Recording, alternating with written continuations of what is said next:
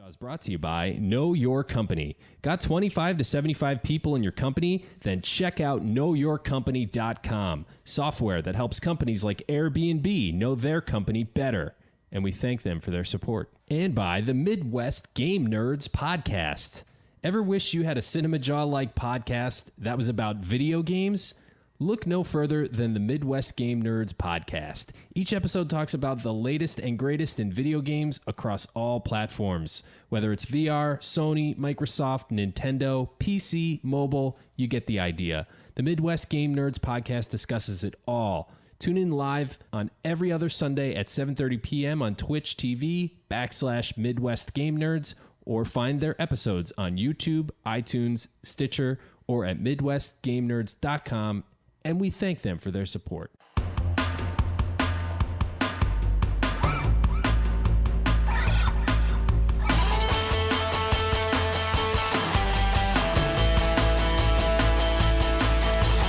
You're listening to Cinemajaw, the greatest movies podcast ever, recorded in Wicker Park, Chicago. My name is Matt Kay, and with me is Rye, the movie guy, and sitting alongside us, as always, is our engineer and local filmmaker, Elias Rodriguez. How's it going, Jawheads?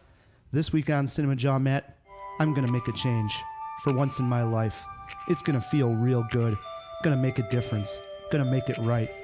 I'm starting with the man in the mirror. I'm asking him to change his ways, and no message could have been any clearer. If you want to make the world a better place, take a look at yourself and then make that change. Wow. Well done, Ryan. Words of wisdom. Right. If you want words of wisdom, you go right to Michael Jackson. Hey. Man in the Mirror. Hey, absolutely. I found that appropriate because we are doing... That and Beat It, really. Yeah, well, Beat It would have been a little bit different, especially for this topic. This week on Cinemajaw, we are covering our top 5 favorite social movement movies. Yeah, this is an interesting topic, and I can't wait to get to my list, actually. Yeah, we are doing this in honor of a guest who we have coming on very shortly. Yes, we have Aymar Jean Christian, who is assistant professor at Northwestern and, more importantly, the founder and head of development of Open TV. Yes, and Open TV is a very exciting project going on here in Chicago, and Aymar is going to tell us all about it. They got some really cool web series going on over there, and so we will get the skinny on all that good stuff. Besides that, we have a whole lot more going on, don't we, Elias? Oh, yes, we are going eye for an eye on Fate of the Furious. And we have a review of Ghost in the Shell. Oof, yes, me and Matt did catch Ghost in the Shell. Elias did say we were going eye for an eye on Fate of the Furious. So what better time than you, Matt, to take Aymar on in Fate of the Furious cast movie trivia? I know nothing about these people. I mean, I guess The Rock and now Charlize Theron. Yeah, and I gear the trivia questions to open it up, so you don't have to see the Furious movies done. Gear? Was that a car pun? Well done. Thank you. Yeah. Also, I noticed inside Fast and the Furious, in the cast, one of the members, and you wouldn't think this because he's a big action star. Sure. Right? Yeah. He's a really big action star, and he actually voiced one of the best animated characters in recent times. I know exactly who you mean, man. Yeah, and it is pretty amazing being a big action star and then doing one of these characters. And it's like, wow, yeah, for sure, this is one of the best. Yeah. No doubt we're talking about the same guy here. Yeah, we're talking about Dwayne Diesel. Johnson. What are you talking about, Vin Diesel? Vin Diesel. Who was he even? Groot. Dude, I'm talking Dwayne Johnson as Maui in Moana. No way. It was the best. Groot. No way. CinemaWAR. Ooh, you are going down. I don't think so. I think so. All right. So without further ado, it is jam-packed. You do have to admit. It's a jam-packed jaw as always, Ryan. There you go. So without further ado, we bring in our guest. As Matt mentioned, our guest is a professor over at Northwestern. He is also the founder of Open TV, Aymar Jean Christian. Welcome to Cinemajaw. Hey, happy to be here. Thanks for having me. Absolutely, man. Yeah, no doubt. We got hooked up through a mutual friend, and we were so excited. We should give a shout out to Becky. Yeah, Becky Sticchetti. Yeah. She's amazing. She is amazing. She's a great person to know, in the know of when you're trying to do anything like production wise in Chicago. And she's really trying to champion so many like small projects such as Open TV. Yeah, she's been a champion really since the beginning. Mm-hmm. So let's start with Open TV, because I think it is one of the most exciting things going here is this idea of putting web series that may not have an audience or maybe an outlet to get to. That's sort of where Open TV comes in. Was that the premise for it? Yeah, absolutely. It really grew out of my dissertation, which focused on web series. I interviewed a whole lot of indie producers who were making their own shows and putting them on YouTube and Vimeo and these kinds of platforms, and found that, some people were able to get hits right off the bat, like a High Maintenance or Issa Rae's Misadventures of Awkward Black Girl. And some folks, really had a difficult time finding their audience. Even people forget that Abby Jacobson and Alana Glazer, who did Broad City, their web series wasn't really that popular when they got the Comedy Central deal. It was just a really good show. And so I found a need, once I was wrapping up that, to find an independent distributor for independent web series, right? Because not every show is going to get picked up by Netflix or HBO or go viral. And there's got to be a space for people to find quality, artistic, maybe experimental work, particularly by diverse voices. Mm-hmm. So give us the elevator pitch. Like, exactly how does Open TV work as a platform?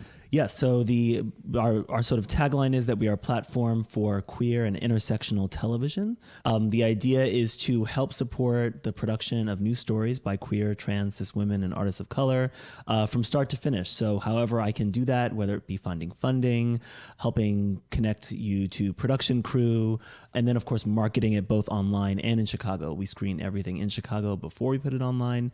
Galleries, museums, community spaces, all sorts of venues. Now we're at the Cultural Center for a few months with a residency there to just sort of give creators that extra leg up and help them find some of the people that might be passionate about their shows and spread the word. That's awesome. And speaking of those shows, give us a couple of highlights. I know Brown Girls is one of them.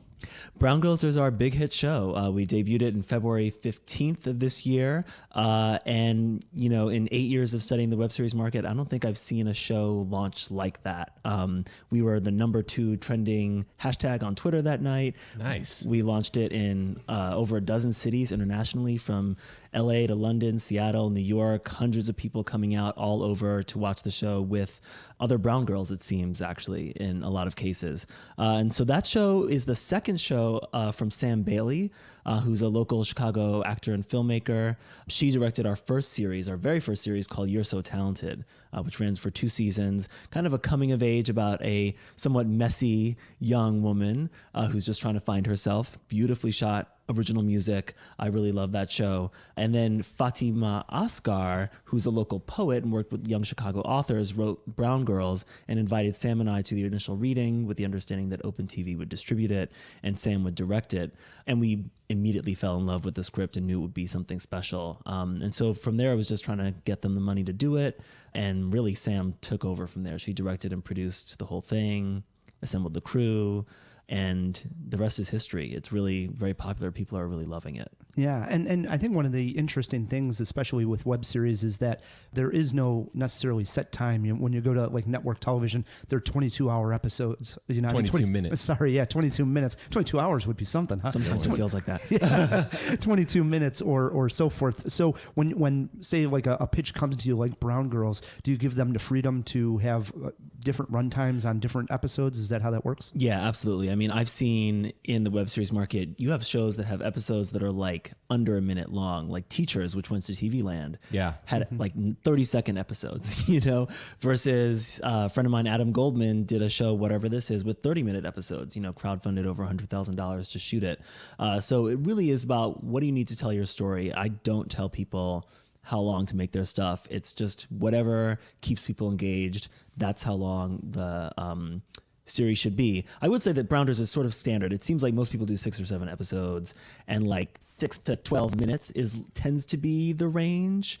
So it adds up to either like a pilot or like maybe almost a short feature film at the end of it. That makes sense. Yeah. Yeah. Like to tell a complete story, you'd need about that. That type of length to get the arc, right? Yeah. But walk us through, say I'm a television producer for FX or Comedy Central, and now I'm interested in Brown Girls. Would they come to you, or who do they come to in a situation like that? Well, in the case of Brown Girls, they are coming to Sam and Fatih, who both now have Hollywood management. Actually, that leads me to another question. I kind of want to back it up. There's a lot of the jawheads that are filmmakers. So I have 2 questions. I want to know how people pitch to you, and also where do you get your funding? Yeah, the pitching process is really random, and perhaps as random as the Hollywood pitching process in a certain kind of way. Some people email me out of the blue. They find my email by Googling my name, or they message me on the Open TV Facebook page. We actually get quite a few pitches that way as well. They'll send a script, a treatment, their Indiegogo campaign, what have you. A lot of people find me by coming to our events in Chicago. Our show, Afternoon Snatch, that we released this year. Which is a great name. Queer feminist comedy. They came to one of our events and said, hey, we just have a web series. We like your stuff. Would you release our thing? And they had that show already shot and edited. When they pitched me, I just asked them to wait so we could release it with the new slate of programs in 2017, because they found us when we were kind of wrapping up the first one, and they thankfully waited. It's a great show. And how else do people find me? By pitching. Those are the main ways.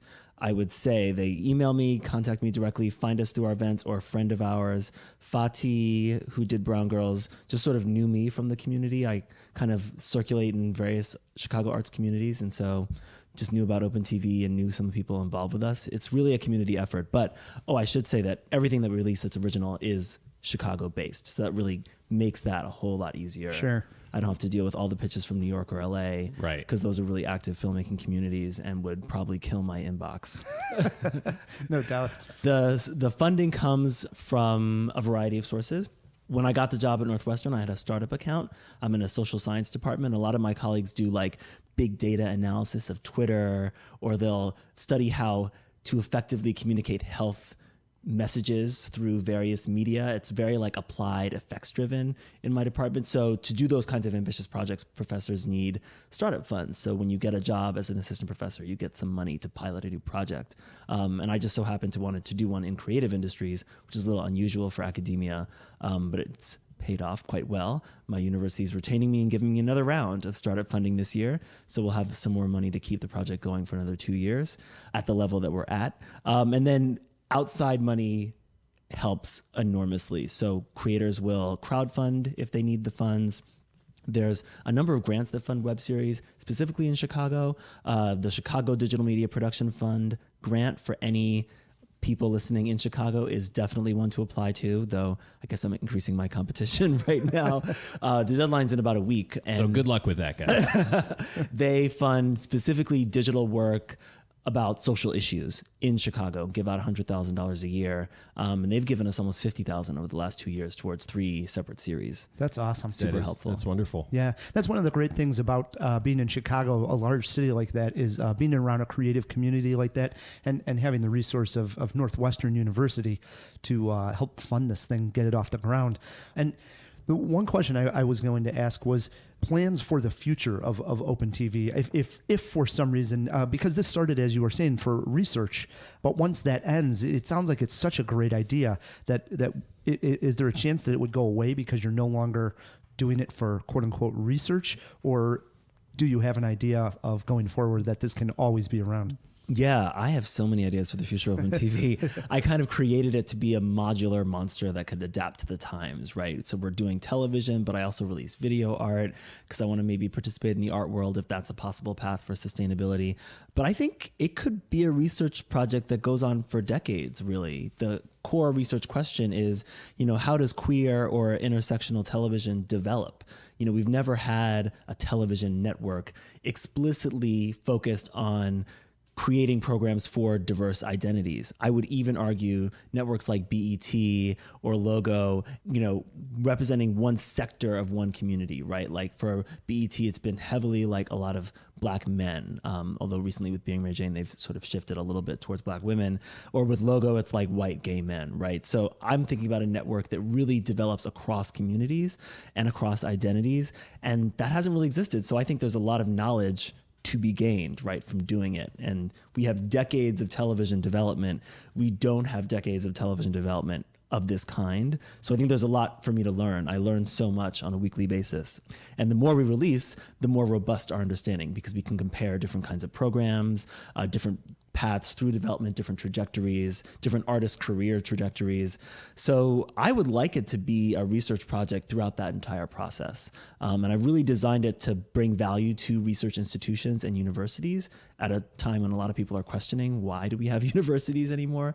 So there's a lot of donors who give a lot of money to universities, and they're not very happy with the fact that research doesn't have public impact, that the findings are kind of only distributed amongst a small group of scholars, in peer-reviewed journals where like a dozen people read this study that cost $1 million to do. That's what I was going to ask. Like, in addition to all the content you're putting out, are you going to publish the research findings, the data? Yeah. I mean, I have an article in the International Journal of Communication that's been accepted that'll be out within the next year, and that talks about the method of developing television as research, which I think was a necessary foundation to set. But there will definitely be an article on like Brown Girls and Brujos that look at all the ways in which it's circulated both in real space, like in cities, and online.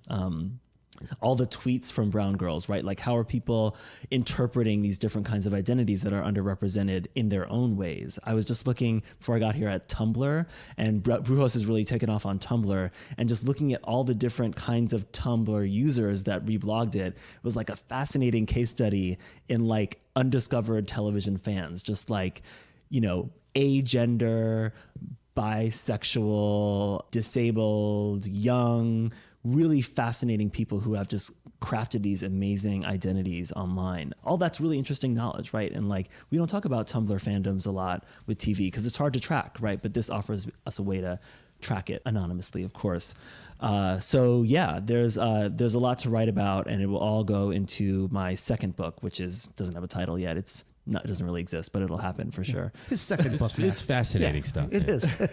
I love that Matt's getting these guests now. Look at, we got a professor from Northwestern on here. This is good stuff. I know, Matt. it's up and up, right? Now, as we mentioned, we had a professional wrestler on last week. So oh wow, yeah, 180. Yeah, we're jumping around. We're jumping around here on Cinemajaw. Matt did mention we have a lot of filmmakers that listen to Cinemajaw, but we also have a lot of people that just want to watch different types of television and or movies. So for those jawheads, where's the best place to check out Open TV, more about Brown Girls, all that good stuff? How do they get involved online? Absolutely. Our website is weareopen.tv, and that's pretty much our handle everywhere, on Twitter, on Tumblr, on Facebook. It's We Are Open TV.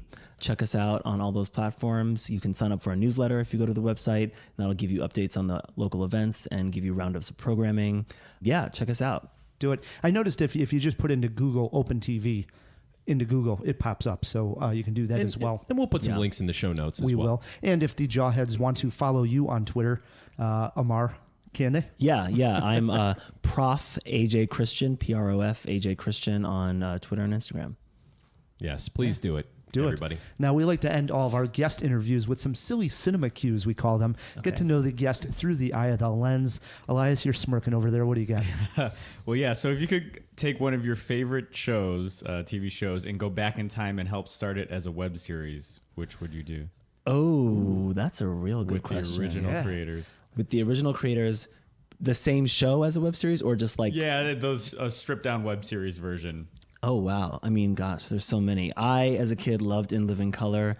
That would definitely work as a sketch comedy web series. Right. Awesome. For sure. I was a huge fan. Yeah, I was a sketch comedy fan. I liked all that, right? Roundhouse. Those would be great web series for sure. I think actually I was a Nickelodeon kid in the 90s. So like I'm thinking of Alex Mack, that series with the young girl who could turn into like a pile of metal mush. It was like a mystery show. I missed this one completely. You might not have been quite your generation. And I was probably too old to be watching that show, but I really liked it. It's like a fish out of water in the suburbs series. That could be totally condensed into a web series. This is a fun question. I'm going to keep going. Keep going, 'cause this is the only question. That was the only one. Yeah, like so many good Black TV shows, right? Like Family Matters and Martin, Living Single, Different World. Like I think you could turn any web series, any old TV show into a web series, because those shows were in TV history so specific, right? Like you weren't really allowed to have that much diversity before like 1984, right? Or whenever the Cosby Show premiered. Yeah, excuse me, listeners. Somewhere in there, yeah. And so like I think what web series do really well is that it allows you to be really specific about your story. And I actually think maybe those shows might even be a little better, more interesting today than 20 years ago or so when they were originally created. Yeah. Plus, with a web series, you can be a little bit more open or a little bit more risky as compared to those television shows that you mentioned being on network television at the time. Couldn't necessarily tackle those, diversity issues and such as probably you could on the web.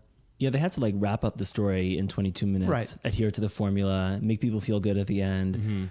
Which can't make any sponsors upset, all that good stuff that goes along with being on. Well, there was always television. the one that pops to my mind if we're talking about 80s TV shows is that special episode of was it Different Strokes? No. You know what I'm talking about, Amar? I know just Different Strokes, yeah, but I don't. Which episode are you referring to? The bicycle one. No, I thought you were going to talk about the drunk driver. No, and but Family Ties. here we go. Occasionally they did tackle some real social issues. I think there was some, let's say, inappropriate sexual activity going on with one of the kids. It was pretty heavy for what was really a lighthearted comedy show. So it was Different Strokes, I believe. Yeah. I know. I remember that one. Or something. Yeah. Something like that. Yeah. And that was a big deal. It was huge. That would be a big deal. I mean, they don't even really talk about that today in TV shows, and it's a huge social problem. I remember the LA riots episode of A Different World, which was kind of controversial in the later seasons. But even then, it wasn't like you can get real political with the LA riots, right? And it was sort of just talking about Black people being upset as opposed to really root causes, which is what Netflix shows really kind of drudge up right now, like a Luke Cage or something like that. Mm-hmm. Yeah, good question, Elias. Yeah. These used to be silly back in the day, remember? Yeah. But he gets them better and better now. So, good stuff. He's getting the good stuff out. Yeah. He's a hard-hitting interviewer. He is. So Aymar is going to be sitting in on this entire jaw. He has his top 5 favorite social movement movies. It brings us to a segment called Eye for an Eye. Elias. Yes, Eye for an Eye, Fate of the Furious. Switching gears here. Yeah, how about it? When a mysterious woman seduces Dom into the world of crime and betrayal of those closest to him, the crew faces trials that will test them as never before. The film stars Dwayne Johnson, Vin Diesel, Charlize Theron, and Helen Mirren. It is directed by F. Gary Gray, who last directed 2015 Straight Outta Compton. We throw it over to Rye. It was funny. We got here. Aymar came over to the home studios and said, "Hey, let's watch the trailer." So we all sort of gathered around for 3 minutes and watched this trailer. Mm-hmm. Have to admit, I've never seen a Fast and the Furious movie, and I know there is a huge audience out there for it. I mean, these things are making close to $1 billion every time they come out, around the world, because people, not even just here in America, but everywhere, go see these movies. But for some reason, I always talk about the line of believability in cinema with me. I have to at least believe that this can be somewhat real, right?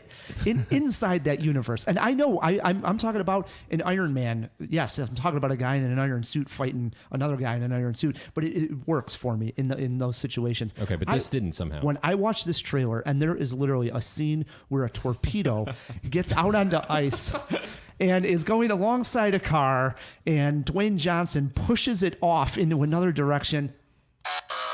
Ignore. You lost me completely. No, ignore. I'm never going to see one of these movies. Matthew? Yeah, listen, I have never seen any of the Fast and Furious, and I'm actually a fan. I don't like it for the reasons, not for the same reasons you mentioned, because it totally worked for me as like a dumb action movie. It doesn't have to be like super believable. I thought everything worked that I saw, but I'm not going to jump in on the 8th one, even though probably this one looks like the most interesting I've ever seen. What are you talking about? It's got the most interesting, the most ridiculous. The cast is getting better and better. I don't know. They just keep upping the ridiculousness. They do. Ignore. Aymar? I have actually seen maybe all of the Fast and Furious movies, and I don't watch a lot of big blockbusters anymore. They are just fun, not very challenging movies. Yeah. It's like fast cars, pretty girls, traveling around the world. I mean, there's not much more to say about them, really, except sometimes they're funny because they have diverse casts and like different kinds of actors. This one does look super ridiculous with Charlize Theron in Dread saying that she controls all the cars in New York City. Yes. I mean, that was ridiculous. They have really upped the ridiculousness ante on that. Because the beauty of, I think, the old movies were, at the very least, it was like they were driving cars through places in interesting ways. That was like what kept it rooted. Whereas this one, there's just cars everywhere. There's just cars flying left and right out of buildings, like around corners. It's literally raining cars. It's literally raining cars, which doesn't make any sense whatsoever. So what am I supposed to say? Like, love it or hate it? Or Interest or ignore. Oh, damn. See, I have a streak now. I've seen all of them. So I'm going to ignore it in theaters. I'll catch it on Netflix. Wow. 3 ignores so far. Elias, what do you got? Wow. I have only seen the first one, and I've heard a lot about the other ones. I think I probably know the whole storyline, and I didn't want to just jump in at any certain point, but I feel like this one is ridiculous enough to just watch it as a one-off, and I'm actually interested in how stupid it is. There we go. That's some bravery and honesty. I respect it. Yeah. Good stuff. 3 ignores, 1 interested from one Elias Rodriguez on the fate of the Furious. Exciting stuff, Matt. Ugh, terrible title too. Although, what else do you do? Indeed. You had to. What can you? Speaking of new movies, I have heard the name Ghost in the Shell for years, but really knew nothing about it other than it started with manga. Is that how you say it? Sure. Manga? Yeah. Manga in Japan. I have not seen the animated feature film that came out in 1995, but this time around, with Scarlett Johansson in the lead, I decided to take the plunge. I am Rye the Movie Guy, and I give my consent to reviewing this film. I have been watching you. You have to remember. I saw someone down there. He wasn't human. He's a known terrorist, and he's killed again. They didn't just kill them. They hacked into their minds. He's everywhere and nowhere. I will find him. And I will kill him. Scarlett Johansson plays Major, a robot with a human brain. As the film opens, we are told that robotic enhancements are becoming commonplace and that almost all have some type of mechanical upgrade to their body. One firm is trying to make the ultimate weapon, a robot with a human brain. Major is their first successful transplant. As she begins to fight hackers and look for terrorists, she starts to uncover something else, her true past. Who is the real enemy? Who is the real hero? I guess you can say we have a major problem.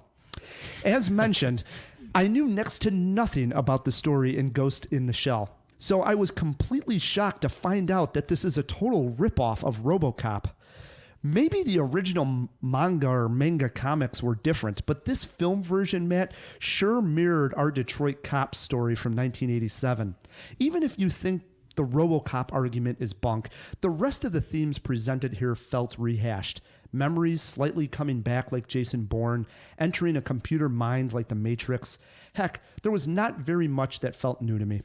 Johansson does continue to prove she's one of the better female action stars out there right now, as I believed her performance overall.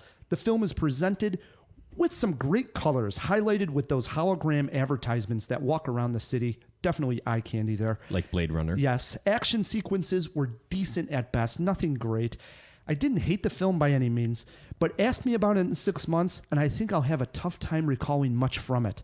And that is obviously not a good thing. Matt, did you like Major's story? First of all, I think the original manga may predate RoboCop. I looked it up. It does not. It does not? Okay. No. Then that argument holds water. But do throw it into the jaw box, the 2 years. I know they're I'll look it close, but RoboCop is before it. And I'm talking about the manga, not the film. So right, just the manga. comics. Correct. Yeah. So the original source material. I think it may predate. I could be wrong. But it definitely predates The Matrix. In fact, that's one of the thoughts that went through my mind as I was watching it, because yes, you can see The Matrix when you're watching this movie. And I thought, this is like The Matrix.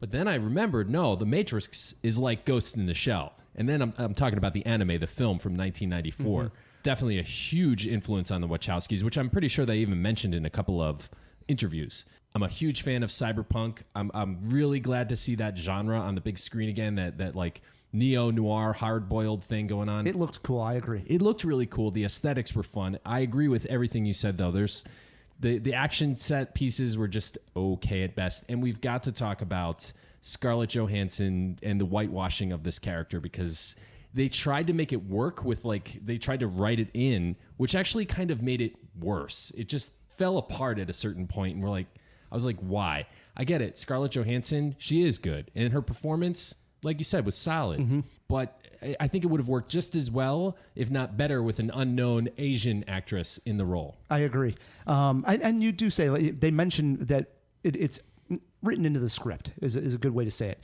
but it didn't work. You're right. And there's this scene where Scarlett Johansson meets her mother. Minor spoiler. Minor, but not major. Look at pun intended, major. Yeah. But minor spoiler. She meets her mother, and that scene, it could have been so powerful. But it just felt didn't work. weird. Yeah, it was strange. It was really strange. I agree. There were a couple other side characters. One of them, his name is Kuz, Kuze, and he's played by Michael Pitt, who I know best from Boardwalk Empire, the television show. And his character, who is also one of these transplants, but isn't quite as far along as Scarlett Johansson's as far as the mechanics go, looked really cool. He's more robot than he is. He's sort of a hodgepodge with a bit of a Max Headroom I thing loved going on. all that going on. I thought that was done extremely That was well. cool. There were some really good scenes between those two. Action sequences, I thought a little bit of a letdown. And I just think at the end of it, what came of it? It was like a setup for the next film. This is all the big thing. It ends with this, she's going to go on these other adventures now. It's a superhero origin story. It is. Almost It exactly really by is. the book. And that's what I didn't care for. I wanted to have something a little bit more to bite on. I walked out and I thought, wow, okay, so it's an origin story of Ghost in the Shell. And it's themes that I've clearly seen in other movies. So nothing there to draw me into this character or this world. Again, the visuals were fun on the big screen, but I wouldn't highly recommend this movie. Yikes. Any scene in particular that you had a issue with? As far as worst scene, worst scene. Okay, this one, and I mentioned there's this character Kuz that is played by Michael Pitt. The two of them are talking, and as much as I like this scene, and I've seen this done in other movies. Okay, Scarlett Johansson's supposed to be a robot. So at one point while he's talking to her, he reaches out and grabs a piece of her face and pulls it off of this outer skeleton to reveal that she's this robot underneath, half her face. And so they're talking, and it's really done for that visual. It looks really cool while she's talking, half robot, half machine. But then he puts that piece of skin back, and of course, it never looks right because all of a sudden it's just an absolutely perfect skin of Scarlett Johansson. So what, did he just, you know what I'm saying? Yeah. It doesn't look like a piece would ever just come off of her face. It's so fake. I don't know. That bothered the hell out of me. He knows, ostensibly at least, knows where the eject button is or something. Who knows? I didn't like it. Yeah, it was weird. I mean, if I had to point to a scene, really, it was when she goes and meets her mom because that took me out of the story so much. It's just problematic. I didn't like it at all. Although the acting is fine, just the writing around that scene is weird. How about any positives? Favorite scenes? Favorite scene for me, I guess, the opening action sequence where she comes busting through the glass window. At the time, you don't know really what's going on with this world. There is some type of computer hackers and these nice appearance from Top Dollar. I forget the actor's name, but the throw it in the jaw box. The villain from The Crow. He's in that. He's scene. in there, yeah. And you got these Chinese dolls that turn out to be like robots, and they actually are trying to do this cerebral hack where they're going into a guy's mind. And that scene, because you don't know what's going on, I was excited for the world at that point. And she comes bursting through this glass wall, and her suit, which maybe this is explained more in the comics and stuff, but it basically can turn her invisible. It's like a Predator type technology. It's never really explained to us, but it looked so cool when she comes through, like, whoa, what is going on?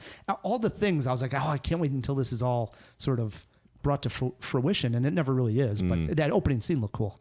My favorite scene was the nightclub fight. I thought that was so cool because you get to see the whole crew. She's part of this secret agent team, I guess, called Section 9.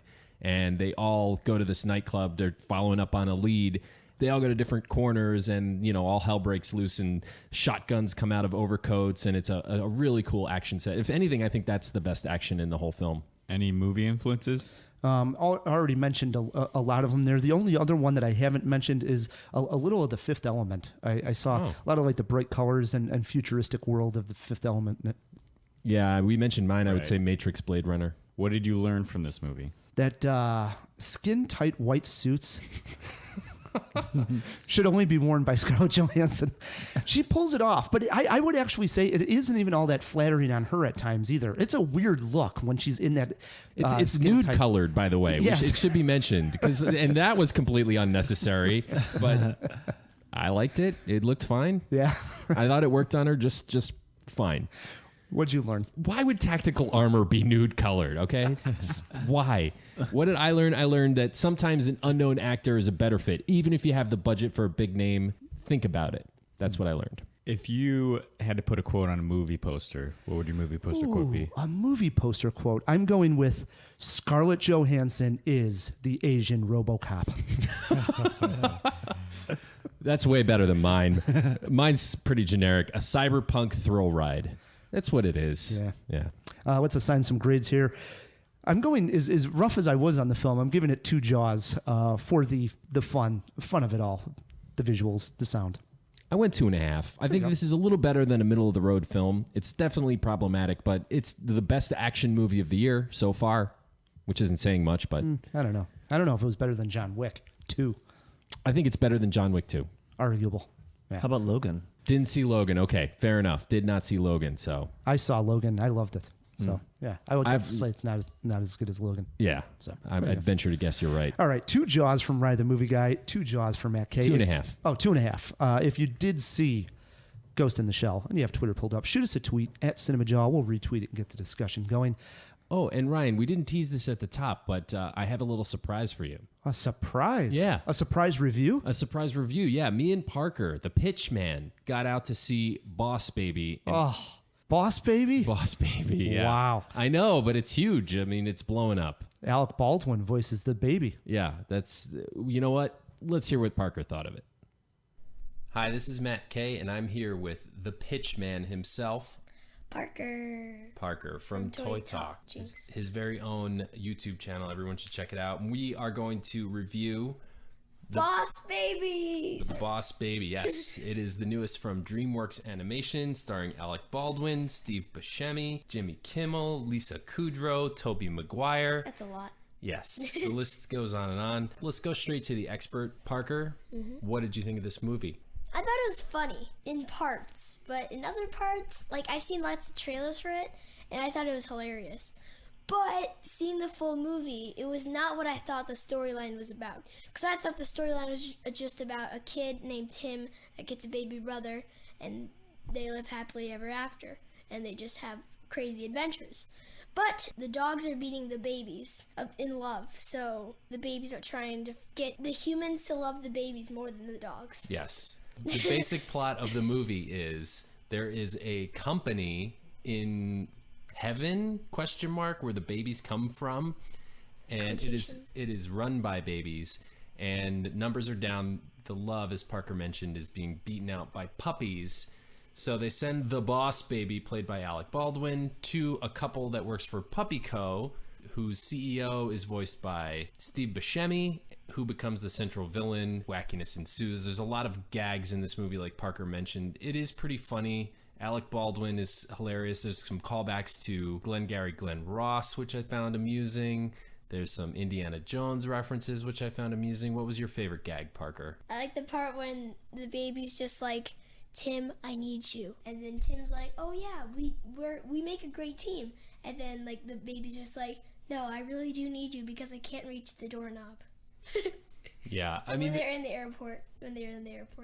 The funniest part of this movie to me was the fact that Alec Baldwin is voicing a baby. And once you get over that, which pretty much happens in the first 5 minutes of the movie, there's some decent gags, but it should be mentioned that this movie was pretty much tailor written for Parker, who has a younger brother, and there was a lot of coincidences, shall we say, in the script as to his genuine experience. So all that being said, Parker, what would you rate this movie? I would give it a 3.5 out of 4.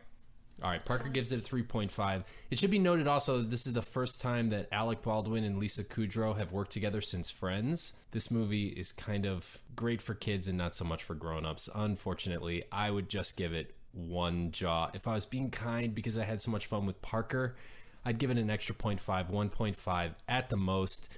If you don't have a kid with you, safe to skip this one. I really liked it personally. But doesn't seem like he does. Doesn't seem like Matt does. So. You can call me Dad.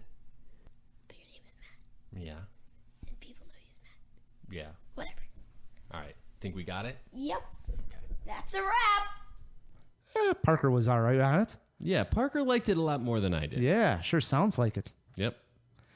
Social issues in Ghost in the Shell, what do you got? Yeah, probably. I'm sure there's some that they tackled a little bit. Yeah, I think so. I don't think it was as clear as some movies, and that is our topic this week is our top 5 favorite social issue films or social change, however you want to look movements. at it. Movements, Yeah. all that kind of good stuff.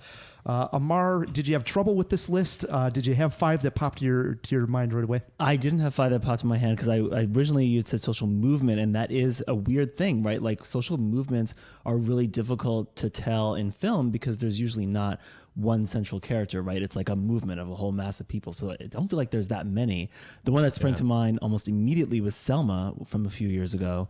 Is this your number 5? That would be my number 5. Yeah, am I going 5 up to 1? Yeah, Exactly. We'll go round we robin. go So around. yeah, number 5. Your number 5 is Selma. I'm going to go with Selma for number 5. It's not really the story of the whole civil rights movement, but I like the complicated portrait of Dr. King, who we definitely revere as kind of a god, and it brings him back to earth. I think that's good and beautifully shot. I couldn't agree more. We've seen him so many times depicted as this guy that we don't get to know the man. We get to know the legend. But I love Anna DuVernay's depiction of him. It was awesome. So, Selma, great one. Yeah, that's a good pick. Yeah. What do you got, Matt? At number 5, listen, I got to get this out of the way. It is a fictional movie, and it, yes, is a comic book movie, but please forgive this one. V for Vendetta. I think it's Alan Moore's best adaptation of an Alan Moore comic book to date is V for Vendetta. I love it. It's about overthrowing a government and revolution. It calls back to a very old attempt at throwing over the British government, and it's about totalitarianism. It's about fascism. It's about the suppression of gay people, and just a brilliant movie about anarchy and revolution. Yeah, I love it. I think it's really good. It doesn't get the credit it deserves. I feel like it's also like influential in real life. Like I see those masks at real protests all the time. For sure. To this day, right? And Anonymous, which is a big hacker group you're probably familiar with. Yeah. Their sort of icon is that Guy Fawkes mask. So yeah, it definitely entered the popular subconscious. I'm a big fan. Own it on Blu-ray. So yes, good pick. Good. Yeah. I was worried you guys were going to give me crap over that one. No, I had a fun time coming up with my list because I wanted to. We do this every week, so I try to come up with movies that I don't talk about again and again. And so this, especially my number 5, the social issue here is really the best way to phrase this is the military industrial complex that the United States has. It was depicted in the 2005 film Why We Fight. And this is a documentary that really looks at 50 years of the U.S. military and all the wars that they have been involved in. And it really starts out, with a speech by Lyndon Johnson talking about the U.S. military complex and how we can't get sucked into the idea of going to war for profit. And he can see how dangerous that was back then. And then it flash forwards to wonderful interviews with people like John McCain, but also people who are joining the military and for the various reasons that are joining the military. And this was 2005, so it was shortly after the invasion of Iraq, and it goes into exactly why are we doing this? Are we doing it, for the right reasons? The right reasons, and it's one of those things that we do not talk about enough. And seeing a movie like that sort of raises that social issue. So that's my number 5. Why We Fight. Good pick, man. I like it. Yeah. I'm going to see it. Yeah. See if it's streaming. I think we're going to have a lot of documentaries too. Yeah, Why We Fight. We're into our 4s. Aymar, what do you got? So I'm switching up my list a little bit, and I am going to go with the documentary. I'm going to go with Paris is Burning. Paris is Burning is a documentary from 1990 from Jenny Livingston about the ball culture of New York City. It's a group of groups of Black and Latino queer youth who do a form of dance as posing or as posing as other people who they aren't. And it really is kind of the defining documentary about Vogue subculture. Yeah, that's exactly right. I've heard of this film. Yeah, which is now actually a global phenomenon. Europe is going crazy for Vogue, also Japan. There's a new documentary called Kiki that people are talking about, also about this phenomenon. And it's problematic. A lot of people in the community don't like it because Jenny Livingston didn't come from that community, right? She's like an outsider who has become famous from this documentary. But so many classic, really legendary queens are in that film. And it's an important social movement. It really grew out of the 1960s urban pageant world where a lot of Black and Latino folks weren't really getting awards. So they created this whole dance form and subculture and system of knowledge that's beautiful and fun and messy and has been around ever since. I think we heard about this, at least I heard about it first from Fawzia Mirza, who came on to talk about her film. Fawzia. Yeah, she's awesome. I think she had this on her list, as a matter of fact. Dope. Great pick. I also have a documentary at number 4. I know. I guess the social issue in this one is homelessness. This is an amazing documentary. If you guys haven't seen it, I highly, highly recommend it. It's just very unique. It's called Dark Days. Came out in 2000. It's black and white, and it is about a group of homeless people who live in an abandoned subway tunnel beneath the streets of New York City. And it's a documentary. So these are real people living amongst the rats and the refuse and the dust and decay in this collapsing tunnel, and all the various health problems and issues that arise from living in these conditions. And it's a fascinating little world that they've built underground. And are they filming this underground? Yes. Really? Yeah, the filmmaker got access to this very closed off and fair to say, very dangerous. I was going to say dangerous. Community. All the people he talks to are, they're normal people, aside from their obvious problems, not having a home. But, they've all got stories of where they came from, how they got to where they are. And it's also a story of hope. He works to try to get them out of these tunnels and back into regular living conditions. So it's a really great documentary. And the world that they build in this tunnel is just fascinating. So I've never seen anything like it. And Check it out. The title one more time? Dark Days. Nice. Nice pick, Matt. Yeah, it's a good Shocked one. me with this one. Klein showed me You're this coming one. strong. Thank you. Oh, it's a Klein recommendation? Oh, but I love it. I'll watch it for sure then. Mm-hmm. All right. Swings it over to my number 4. I'm going heavy hitter on this one. This is my big one. 2 of arguably the greatest actors of our generation. I'm speaking of Thomas Hanks and Denzel Washington. 1993, Philadelphia. And obviously this won Tom Hanks his first Academy Award, even though I've recently watched it, and Denzel just as impressive in the movie as well. And he plays the homophobic lawyer who at first, when he meets Tom Hanks and the whole idea of him having AIDS and HIV was so, scary and off-putting to him. Mm-hmm. And I think it was to the whole public, right? We were watching this movie at a time where there wasn't a whole lot of talk about it. And here's the social issue. He gets fired from his job and, being discriminated against. And through sort of Denzel's character, we, the public, are then becoming accepting of, Tom Hanks and this terrible disease. And we're behind him and saying, hey, you can't discriminate against, someone who has HIV or is gay or, all that good stuff.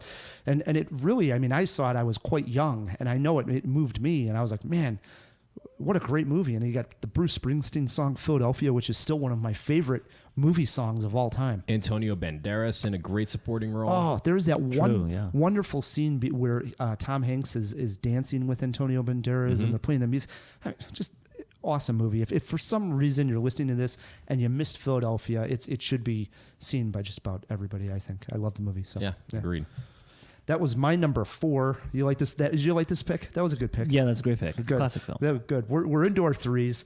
Amara, what do you got there? All right, so I'm going to switch it up and do something quite unconventional and say... Oh boy, I'm nervous.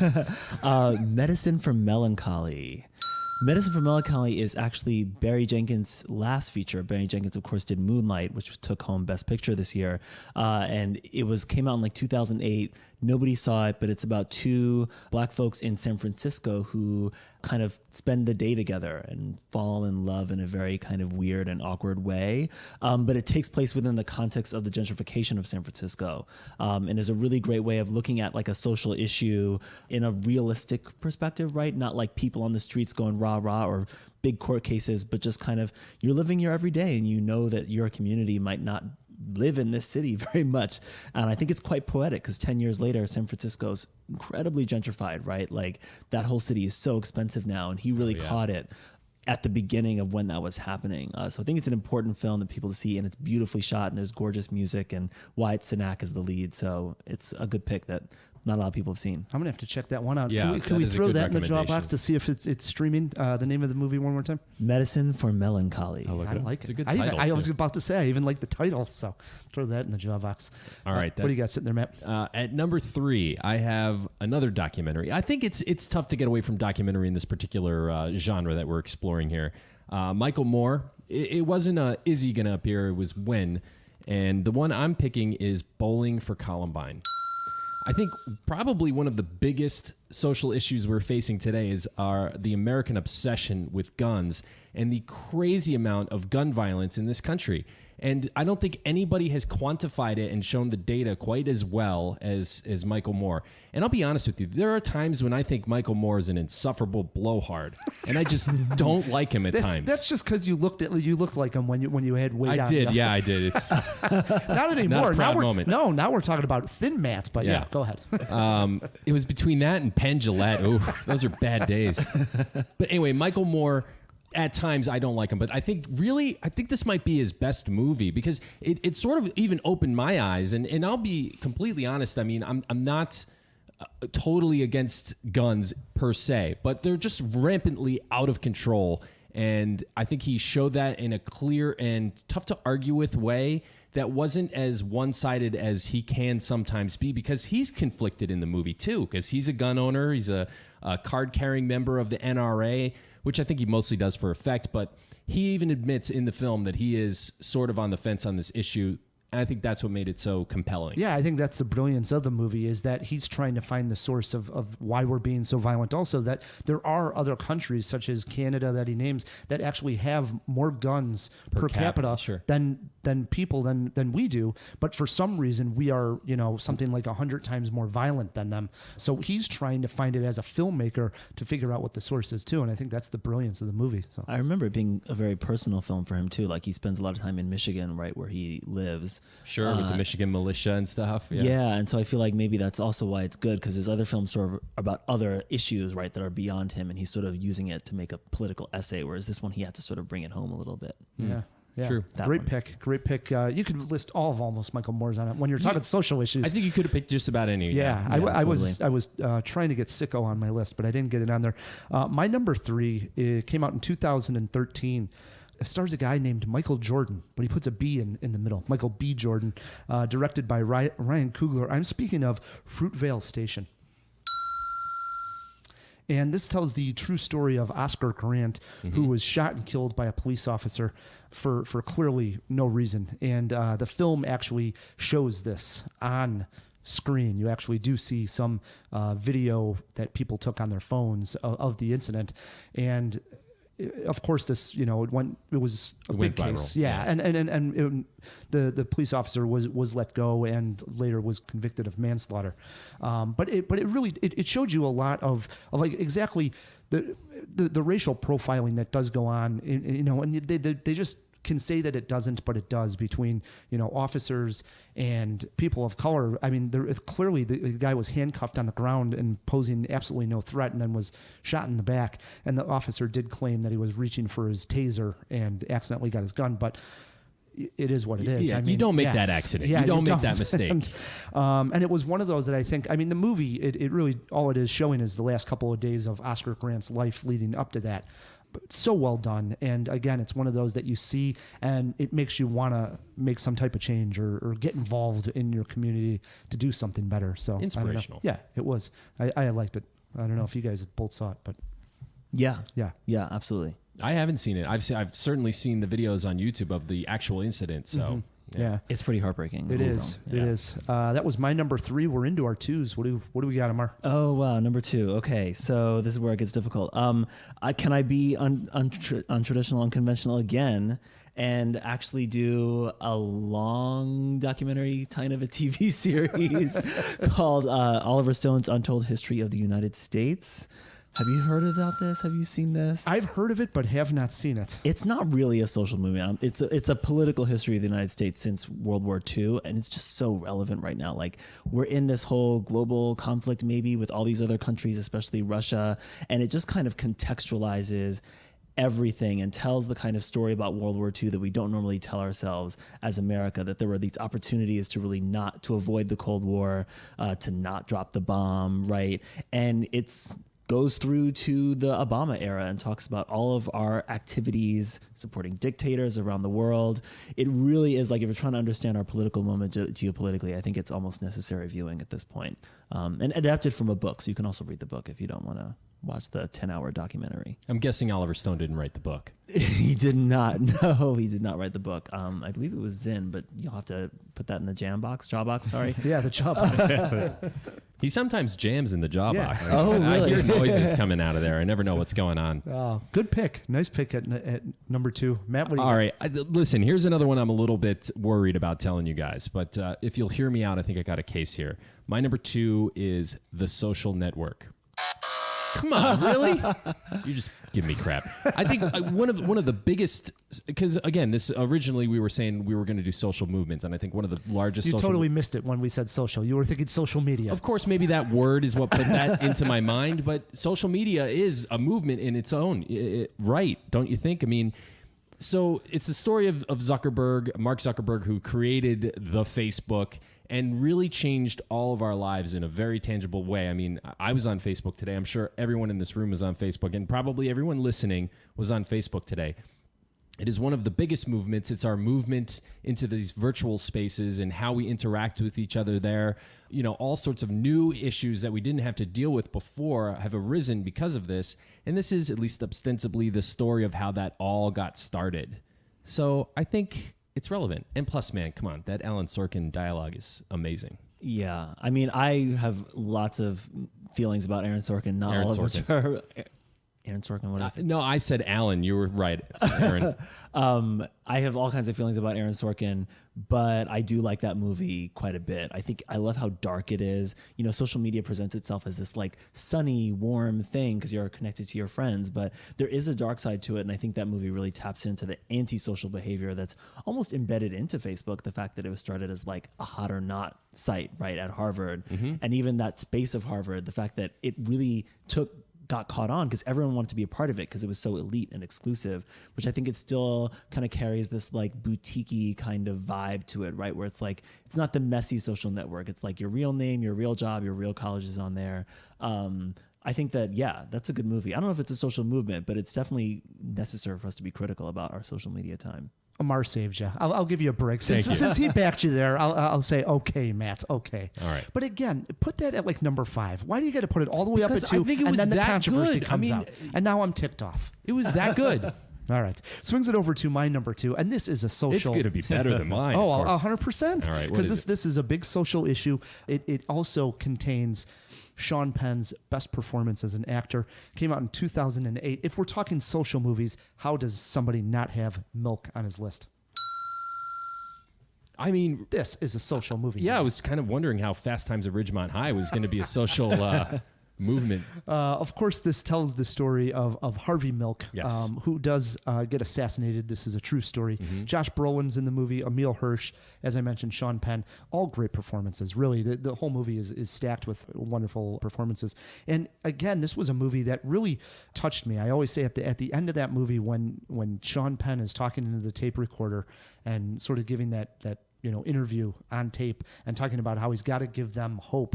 It really hit me, and it's amazing that this happened, in 1980 something when he was assassinated, or maybe it was the 70s even. I think it was the 70s. Throw it in the jaw box. When did Harvey Milk get assassinated? And that we were watching this, as I mentioned, in 2008, and we're still fighting these issues of gay rights and just being openly gay in public. And it's like, oh my God, he was talking about it then, and we're still at this point today, and come on, people. Now it's 2017, please. I believe he was the first out person who was elected to office. Yes. Yeah.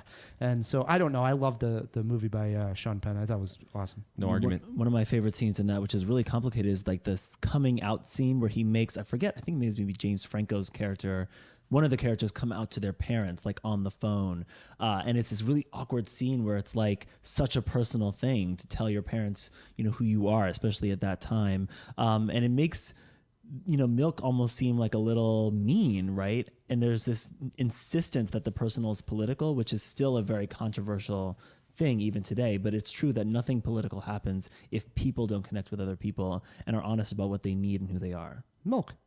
Perfect. Yeah. Could have been anybody's number one. Hope I didn't steal Aymar's number one. What do you got sitting there? So for my number one, I am going to pick Do the Right Thing by Spike Lee.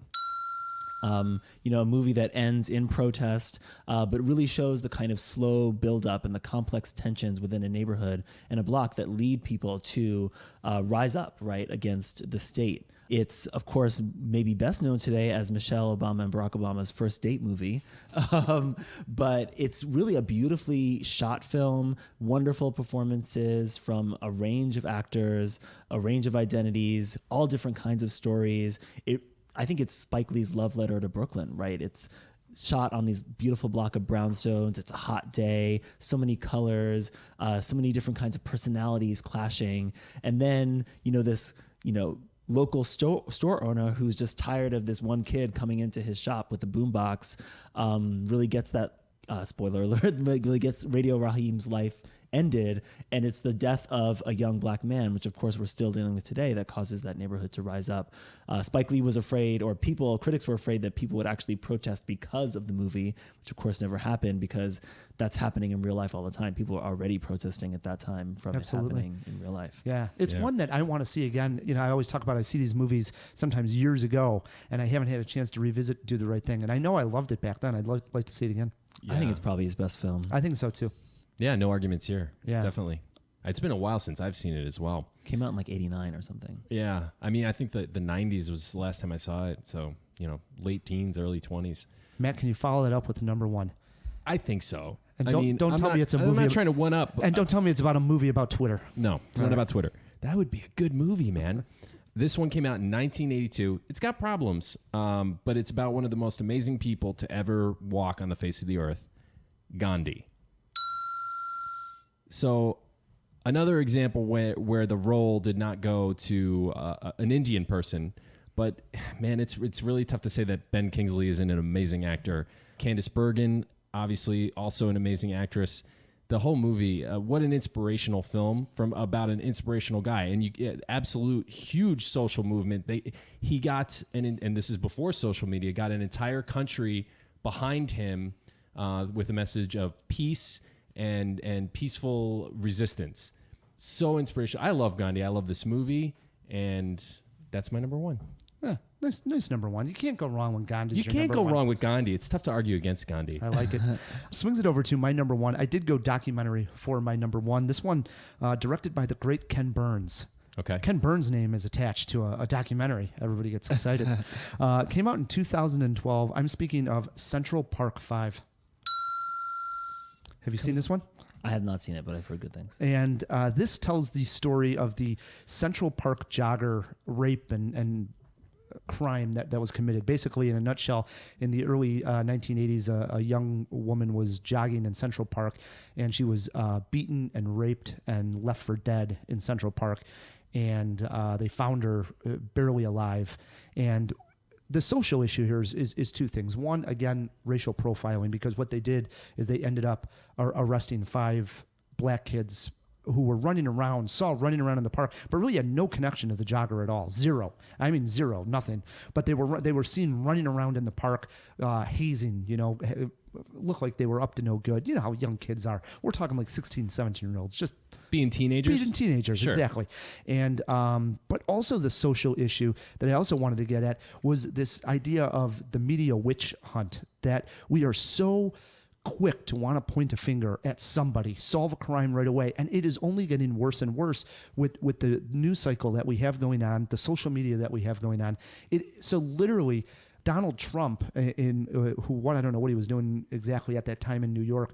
Maybe he was just a real estate guy. No, I mean, he wasn't even a political guy. This is back in the 80s. Took out like a full page ad, trying to get, get these people like arrested and there was this witch hunt going on. And so all of a sudden everybody becomes, hey, we got to get to the bottom of this case, and they end up arresting and they needed a patsy. Right, and convicting all 5 of these kids.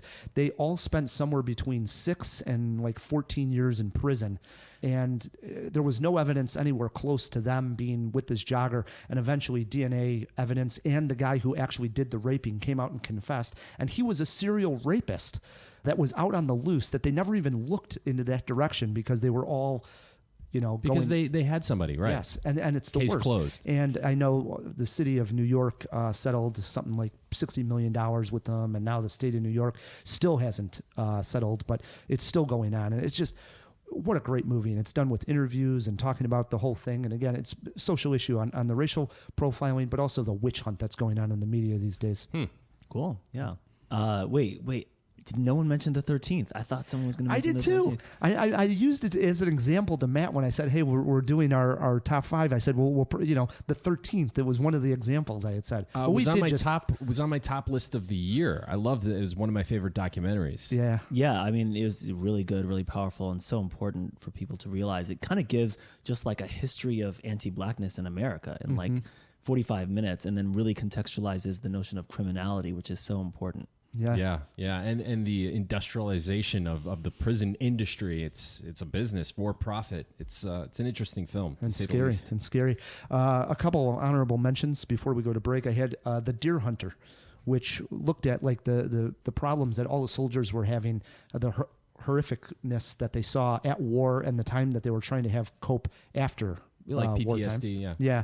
Norma Ray, going way back, course, Unions, North Country with Charlize Theron, that was all about women being sexually harassed in the workforce, and An Inconvenient Truth, which was Al Gore's love letter to the planet, as I like to say. But I remember, there's been a lot of great documentaries about global warming and taking care of the planet.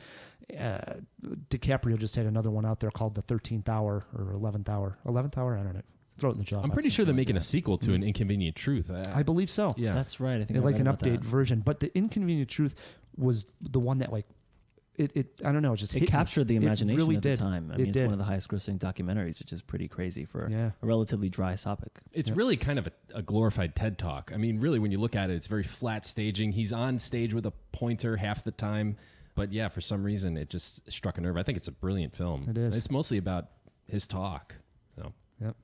I'm sure we may have missed a great social movement no doubt.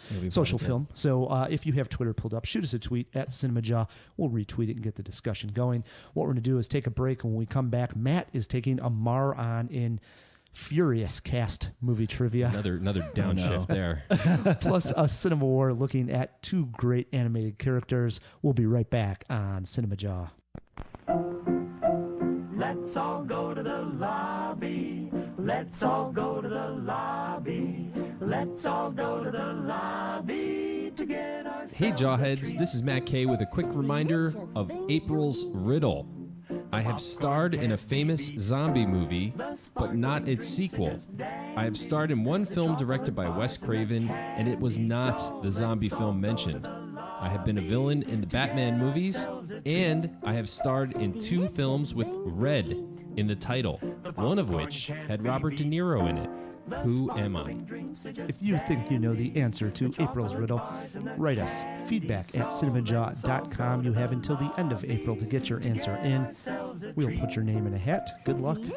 Hey, Elias, check out my new K&N Air Filters hat. Oh, that's awesome, dude. Wow, you look like super cool all of a sudden. Oh, thanks, man. I got it at knnairfilters.com/podcast. Are you saying KNN, like 2 N's in a row? Well, I'm so glad you asked. Actually, it's knfilters.com/podcast. Nice. You can get yourself a new air filter for your car, which is going to make your car better, and they'll throw in a free hat. Got it. So that makes your head look better. Hey guys, just a reminder, C2E2 is coming up. That's the Chicago Comic and Entertainment Expo. And it's April 21st through the 23rd, and we're going to be there. So go to c2e2.com for your tickets, and we'll see you there. Let's all go to the lobby to get ourselves a treat. And we are back on Cinemajaw hanging out with Aymar Jean Christian, who is the founder of Open TV. And we were talking before we started to record here that you actually have an event coming up here in Chicago. Yeah, I think when this episode goes live, it'll be tomorrow. It's April 11th on a Tuesday. We are exclusively previewing a web series called 195 Lewis, which is the rare web series that's actually touring the festival circuit, playing at a lot of major festivals, getting a lot of buzz. It's a New York set web series about Black, queer, polyamorous women and gender nonconforming folks who are falling in and out of love with each other. Beautifully shot. We're going to have one of the artists from the soundtrack, Nappy Nina, performing, also local rapper Casey Ortiz, and young Chicago authors will be doing some poetry. So it'll be a full night. We'll have a good amount of that series screening at the Cultural Center from 6 to 8. Wow. Okay. What's the address? Which cultural center? The Chicago Cultural Center on There's a few. 78 East Washington Street. Yeah, I know it. That's good stuff. Gotta love the city. Yeah, it's a great city. It sure is. And one more time for the jawheads listening to this that want to check out Open TV, Brown Girls, all that good stuff. Best place to do so online. You can find us at weareopen.tv and We Are Open TV on Facebook, Twitter, and Instagram. We Are Open TV. It's a wonderful project, so please get involved and enjoy the web series. Yeah. Yeah. Do. Yes.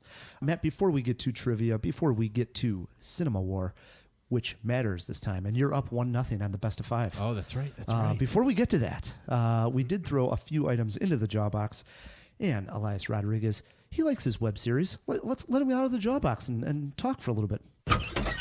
What's your pleasure, Mr. Cotton? The box. We got a box! What's in the box? How's it going, fellas? You know what? We have to comment on F. Gary Gray because the infamous episode forever ago, we kept calling him F. Gary. And we even had this comment where we're like, how strange. The guy's name is Gary. Remember? Yeah, right. Yeah, we didn't touch on that We earlier. really did not. And I think that's when he was actually going to direct Straight Outta Compton. We were probably going eye for an eye on it. Yes. And we just didn't see that it was F. Gary Gray. We kept calling him Gary. That was hilarious. Yeah, well, we got it right this time, Jawheads.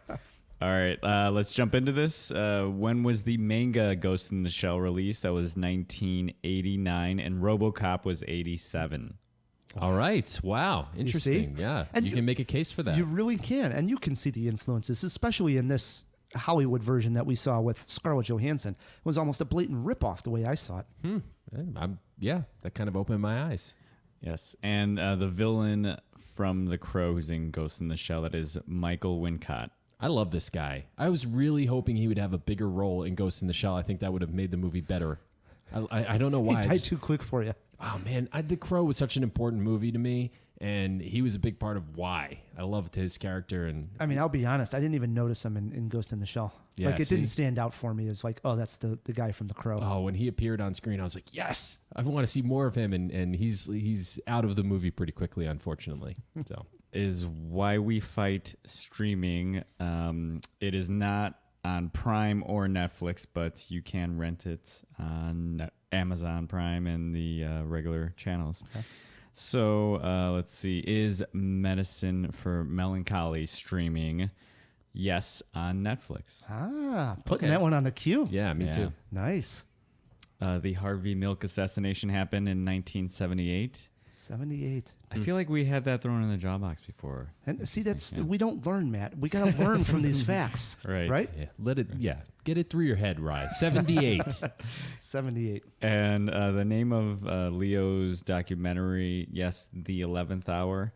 And it seems like he has one before the flood that either came out recently or that he's working on. Yeah, I had saw the 11th Hour, and again, it's about global warming, and I tweeted out, it's the second movie now that I've seen where an iceberg foils DiCaprio. Oh, man. Good stuff. Yeah, I don't know about that. Was that everything? That's all. All right, get back in that jaw box. Will do. Matt, it brings us to a segment called CinemaWAR. CinemaWAR works like this. Me and Matt, we're fighting on a topic. Our guest, Aymar, is playing judge and jury and telling the jawheads who he thinks won the CinemaWAR. And it's important because we're fighting for 20 seconds of jaw time. Are we still fighting? We're still doing that, All but we're trying this out also. Best of 5, the winner gets to recommend the loser to watch and review a film of his choosing. Good way to say it. Yes. Okay. 2 actors in Fate of the Furious have recently voiced some memorable animated characters. Elias, tell the jawheads at home what today's CinemaWAR topic is. Today's CinemaWAR topic from the Furious cast: who has voiced the better animated character recently? Dwayne Johnson as Maui in Moana, or Vin Diesel as Groot in Guardians of the Galaxy? Matt, you'll be fighting for Groot. Rye, you'll be fighting for Maui. Let this CinemaWAR begin. Matt, you really think 3 words is going to win you this war? I am Groot. It was a funny gag, but are you serious? Groot against Maui, the demigod of the South Pacific? No chance. Groot is a small side character, while Maui steals the damn show from Moana. Right, let's talk about catchphrases. You're welcome? Yeah, thanks, Maui. Thanks for a crappy catchphrase. I am Groot, on the other hand. Who'd have thunk that you'd be waiting with bated breath to hear Vin Diesel say those 3 words all spring? But we all are. So no, Maui, but thanks anyway. Does Groot sing? No. Dwayne Johnson went out of his comfort zone and sang a big musical number in Moana, and guess what, Matt? It paid off. We fell in love with his character after that song. Look, Moana was fun and all, but let's be serious. It's a musical kids movie. It does not compare to the hard-rocking, misfit-loving, out-of-left-field hit that was Guardians of the Galaxy. Guardians of the Galaxy was the best space adventure we had seen in decades, and Groot was a huge part of why. We are Groot, Rye. We are Groot. Matt, this is like comparing apples and oranges. Groot barely talks in the damn movie. What are you talking about? A big part? He's a small part. 3 words. Who cares? Maui won't shut up, meanwhile. And Maui is based much more on Dwayne Johnson's facial expressions and body language, while Groot is a talking tree. Let's talk about character design. Maui has moving tattoos and can change into different animals. Big deal. Groot can grow in height and length and even sprout flowers and bioluminescent seeds. His character design is as a living, moving tree is far more interesting than Maui, who is pretty much just a fat dude with a fish hook. So what you're saying is you'd rather not want to change into animals. You'd want some green leaf to pop out of your head. Come on. Do you know who Maui is? The greatest demigod that ever lived, who stopped the sun, who pulled up the islands out of the sea and battled monsters. Do you know why I know all this? Because I am Maui, he says. We all love the strong female lead Moana, but what made that movie so much fun was Maui. With memorable lines like I just delivered, he is quickly, Matt, climbing the ladder of memorable Disney characters. Now he has crabs. He got beaten by a crab. Not only is Groot better than Maui, Groot may be one of the best movie sidekicks since Short Round. He was impeccably animated with such amazingly expressive facial features. It made you fall in love with the big guy, and his relationship with Rocket and the rest of the Guardians just cements it. Maui is a self-centered jerk. Go change into a dung beetle ride because you're full of shit and your argument stinks. Wow. Yeah. Aggressive at the end there, Matt. I got a little aggressive. Yeah, geez, sit back down. We are button heads here on CinemaWAR as we do each and every week. We throw to our guest, our jury. Aymar, what did you think of this CinemaWAR? Yeah, good CinemaWAR. Really tough decision. As much as I love Dwayne "The Rock" Johnson and all that he represents, and including that character, I have to say Groot is a better character. Yes! I wanted to be Groot more than I wanted to be Maui, and that says something that I wanted to be a tree more than the really, really hot Dwayne "The Rock" Johnson. Wow, this is terrible. Matt is up 2-0 in the best of 5 here. Yeah. Yeah, you know what? I'm just going to use my 20 seconds to gloat, Rye. I think I got these five in a row. I'm calling it here. 5 in a row. You jackass. I only need 3, but I'm going 5. You win 3, and that's it. All right. And we reset. That's how it works. Yeah, we'll see. I'll go 5 in a row. Goodness. Wow. That was something. Groot was out of left field. It was just like one of those characters where completely sui generis, just like brilliant. Yeah, who saw Groot coming? Like nobody. And did. Seriously, he should have been hampered by just 3 words of dialogue, but for some reason it worked. Yeah. So, sorry, Rye. Hey, that's fine. That's fine. I liked Aymar a lot right up until about 5 minutes ago. All jokes. All right. We bring... put your phone away. All right? Putting it away. We're coming to trivia here, and everybody gets really serious here. This is big. No, I'm kidding. We are playing Furious Cast Movie Trivia. So of course it's serious. Oh, absolutely. And it works like this. You're our guest, Aymar, so you could choose if you want to go first or let Matt go first. Now, if the person doesn't know it, you can steal that person's question. It'll go back and forth. And if you do get hung up on a question, you get one trip over to the ER for Elias Rodriguez. He has clues to all the questions. Ooh, okay. I'll go first. All right. And they do start off easy. So get everybody going here. Question number 1. This is... To grease the axles? Yes. Furious Cast Movie Trivia. Question 1 over to Aymar. Michelle Rodriguez has starred in another big box office smash. It came out in 2009 and was directed by James Cameron and had some blue people in it. Name it. Avatar. 1-0. It's crazy because I don't think of Michelle Rodriguez as being like in so many big movies, but if you put her in these Fast and the Furious movies and that she was in Avatar, the biggest movie, it's like, wow. Yeah, she's got a very Was that lucrative 2009? career. Is it that long since 2009, Avatar? yep. Are we still waiting for number 2? When is that coming out? Throw it in the late jaw box. I haven't heard anything. 2 and 3. Yeah, I believe he's out. making 2 in a row. Right. So, yeah, this is crazy. 1-0 Aymar. Question 2 over to Matt K. Okay. Matt, Helen Mirren has won 1 Oscar for Best Actress. It was for a movie that came out in 2006. Name it. Helen Mirren. The Dame. You'd think Helen Mirren. You'd think I'd know this. The Furious movie. Won an Oscar. Came out in 2006. Her only Academy Award for Best Actress. Clerks 2. No? Good guess. Good guess, Matt. That is incorrect. Now you got a chance for steal here, Aymar. Is it The Queen? The Queen it was. Great movie. Clearly not a big Helen Mirren fan. Oh, over here. man. 2-0 Aymar. He can crush it right here because question 3 is over to him. Aymar, the great rapper turned actor Ludacris, has appeared in 1 film that went on to win the Best Picture Oscar. Name it. Whoa, that's really difficult. I have absolutely no idea. Can I say Ludacris in Ludacris 1 was movie in a Best Picture movie? that went on to win Best Picture Oscar. I don't believe that. Was he in 12 Years a Slave? I don't know. Incorrect. Matt, now all of a sudden you can climb right back into this ballgame. Ludacris.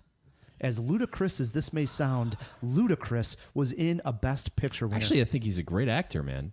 Probably a little underappreciated. Let's see. Damn. What would have it been? Yeah, I know he's got like weird supporting roles in a bunch of things. I'm trying to think of Best Picture winners of the last like 6 years, but I can't. You know what? I'm just going to go to the ER. Whoa, a trip to the ER on question number 3. And a steal, too. Yeah. Elias Rodriguez. What was the name of that Ludacris film? Your clue is 2 cars get into a wreck is called... Oh, Crash. Oh, that did win Best Picture. Yes. It did. Famous upset, right? Yes. Didn't they beat Brokeback Mountain? Yes. Yep. Yeah. Wow, Matt does climb right back into this one. It is 2-1, and question 4 is over to him. So, Matt, you can tie it up here. That was strategy. There you go. Yeah. Kurt Russell appears in The Hateful Eight as John Ruth, a bounty hunter who has captured Daisy. Which actress played his prisoner Daisy in the film? Oh, man. Oh, God. Hateful Eight. Yeah. Kurt Russell, and who was his prisoner? She's amazing. Amazing in this movie. And I'm just having a total brain fart and can't think of her name. Hasn't happened to Matt before. No, I'm it's shocked. never. Shannon Doherty, right?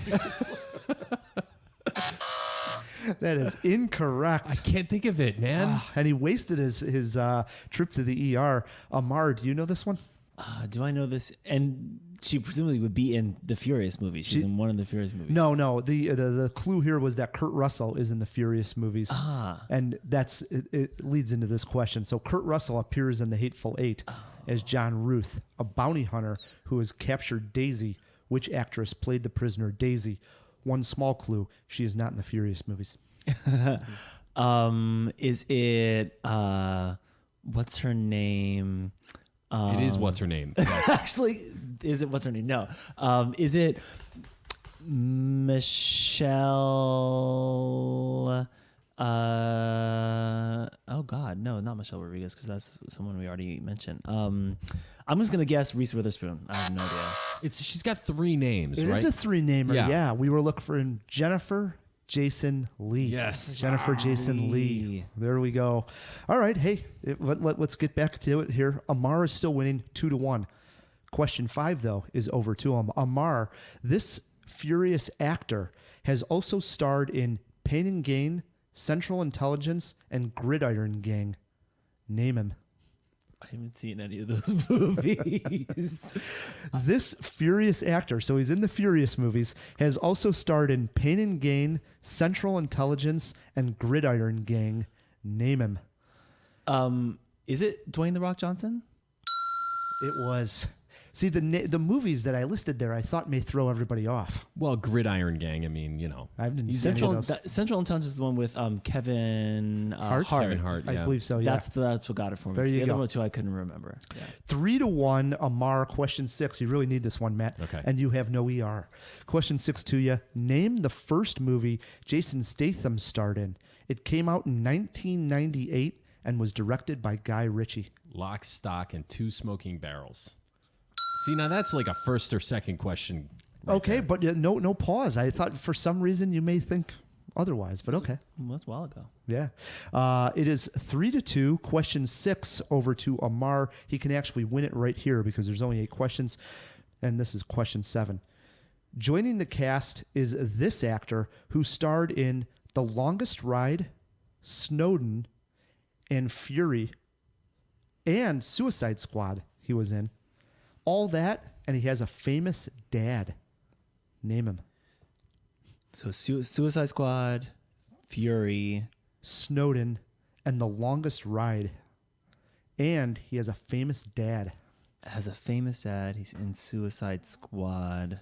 You do have a trip to the ER if you want to use it. Yeah, let me use the trip to the ER. Oh, trip to the ER, Elias Rodriguez. What is the name of this actor who also starred in The Longest Ride? Your clue is he and his dad were in a baseball movie that also had Amy Adams in it. I don't know baseball movies. I think we talked about this before I came here today. So that doesn't help. But I am going to just say it is Emilio Estevez. Good guess. Yeah. Matt, you got a He's chance for a probably steal? going to be in the next Fast and Furious, right? Who is it? The entire cast of Breakfast Club is actually going to be in it. That would be awesome. That would be awesome. Okay, all right. So what was the clue? Does Matt Kay get the clue? No, again? no. It just He was. wasn't his? Him and his dad were in a baseball movie with Amy Adams. So what baseball movie has Amy Adams in it? Jesus, I got no idea. He was in all those movies. I can hear the question again, right? Yes, The Longest Ride, Snowden, Fury, Saw Snowden. and Suicide Squad. And he has a famous dad. Emilio Estevez was a good guess. Yeah, but he's on Suicide Squad. No, he's not. He does. Okay, who in Suicide Squad has a famous dad? It's not one of the main players, so it's not going to help you too well here, Matt. Who is in? I mean, is it the Paul? Yeah, You weren't getting this one. No clue. This guy's on the up and coming. Scott Eastwood. Clint's son, and he was in trouble with the curve with Amy Adams and Clint Eastwood. And then The Longest Ride is the movie that he starred in that you guys would have known. That would have been the tip off. The other ones he just was small characters. Okay, I didn't see The Longest He was Ride. Snowden's coworker, smaller roles. So Okay. yeah. Scott Eastwood. See, that's a question 7 right there. Yeah. So it's 3-2, and question 8 is over to you, Matt. Last question of the game. You can tie it up or lose it right here, Matt. Besides the Fast and Furious movies, Kurt Russell and Michelle Rodriguez have starred in one other film together. Name it. Besides the Fast and Furious movies, Kurt Russell has starred with Michelle Rodriguez in one film together. I don't think she was in either of the obviously not in the first Snake Plissken movie. I don't think she was in the follow-up. I'm going to guess Death Proof. Wow. That is correct. Wow. I would Yes. never have gotten that. I was this close to saying Captain Ron. You know?